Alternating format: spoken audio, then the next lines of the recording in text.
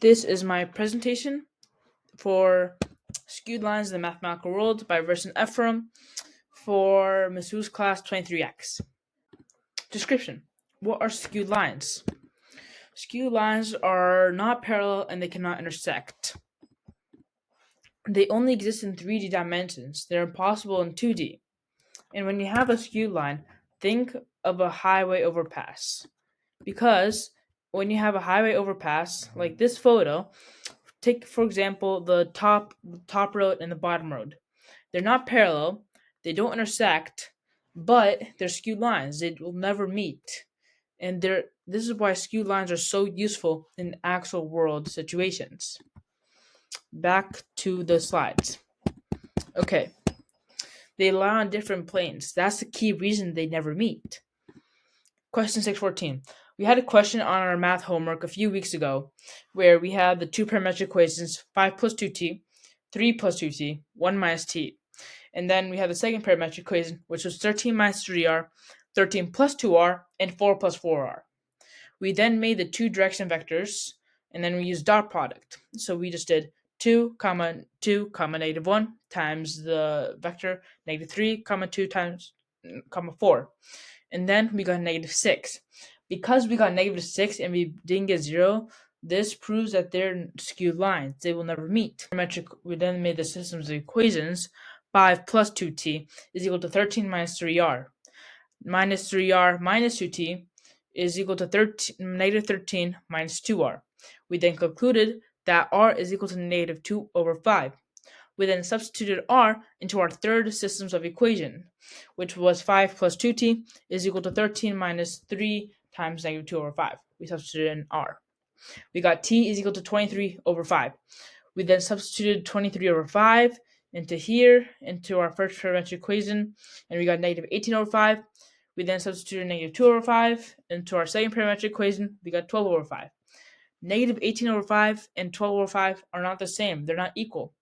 If they were equal, then the two lines would intersect. But because these two numbers are not equal, these two lines are skewed. They're not parallel. They don't intersect. Such lines are called skew. Angles. Between skewed lines, there are angles between the direction vectors. B1 times B2, let's say B1 and B2 are the actual lines, or the vectors, is equal to cosine of x, x being an unknown angle. You then divide that by the magnitude of the line B1 and B2 times each other, and you have to put them in absolute value. That is very crucial because you're using distance, and distance can't be negative. If you want the acute angle, you just use B1 times B2 alone, just the lines, the top part. You can rotate one of the vectors and it will still be skewed from each other. This is because skewness is about the line's position, not just their orientation.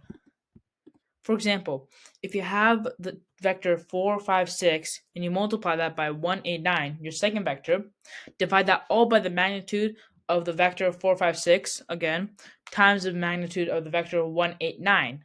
You would then get, for this scenario, the angle would be 22.1 degrees approximately. Necessities. There are necessities for lines to be called skew. Vector 1, or line 1, is not equal to k can be a scalar, times vector 2. This proves that they're not parallel. There can't be a number that you can multiply to one of the vectors to make that vector the same as the other one. Vector 1 times vector 2 cannot equal 0. This proves not that they're not coplanar. Using the scalar triple product cannot equal 0 formula. For example, let's say you have the starting point 0, 0, 0 plus t of 5, 4, 3 is equal to line 1, vector 1. And then you have the other parametric equation 1, 1, 1 plus r of 1, negative 1, negative 8 is equal to line 2. Form the system of equations, which is 5t plus is equal to r plus 1, 4t is equal to negative r plus 1, and 3t is equal to negative 8r plus 1. There's no value for r and t that would make all these equations true simultaneously. So there's no point that these two lines would intersect. That's skewed lines. This proves intersecting. Specific example. Let's say you have the line let's say you have the vectors 4, 5, 6, and then you have 189 vector for vector 2. This is shown on Math 3D right here. You have these two vectors. They're not parallel, as you can see from a bird's eye view, but also they don't intersect. They never will. They're not parallel, they're not intersecting, and they're coplanar. That's why they're skewed lines. And this is actually really useful in real world time. Let me resume in. Necessities. Okay, specific example.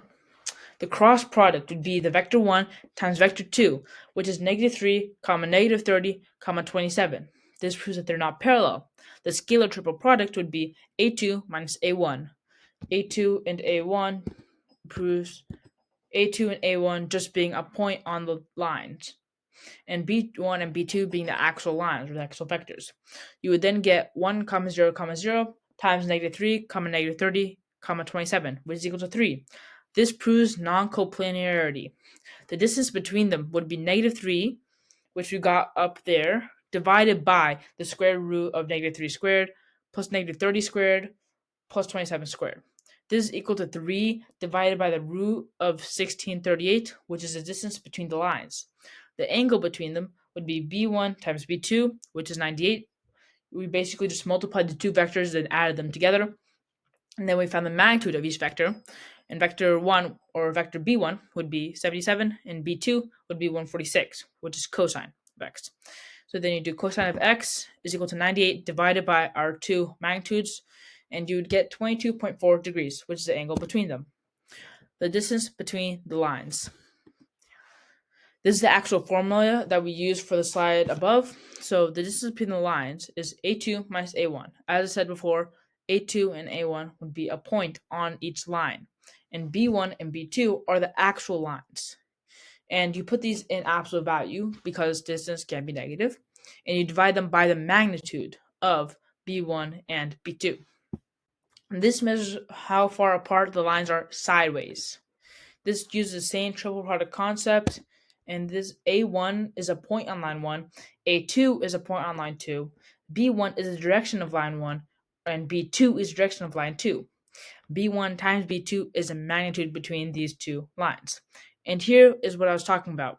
For let's say P is A1, and this intersecting point would be A2, and basically the angle between them would just be you subtract this angle minus this angle to find it, and then multiply it by the actual vector, direction vector, divided by the magnitude to find the angle, or to find the distance actually. And yes, this is sideways because you can't have an angle be, you can't have like a 3D angle. You have to have a specific angle between them. And the main takeaways: skewed lines are not parallel, they don't intersect, and they're not coplanar. They use cross product to check parallelism. Use scalar triple product to check coplanarity. The distance uses the same vectors, and the angle is just the angle between the direction vectors, as I showed before. They appear in lots of stuff, and they're so useful, like in 3D modeling, computer graphics, robotics, camera laser assignment, and so much more. And here we have a real world example. You have a highway overpass. Let's say you have these two top lines, this line, this road, and then this road. This road does not intersect with this bottom road on the bottom. This is because they're on different height levels, they're on different planes. They're not parallel, they don't intersect, and they pass a scalar triple product. So these two lines are skewed. And this is so useful because now you can go from here to here. Let's say you can go from point A to point B where you need to, and then you can have other cars going from here to here. This allows for so much more diverse transportation. And let's say you have this road going from left to right. It's horizontal, and the one right above it, this one. These two don't intersect. They're not parallel, but they're skewed lines because they don't meet at any one point. And yep, that is my skew lines in the mathematical world presentation by Versen Ephraim. Thank you.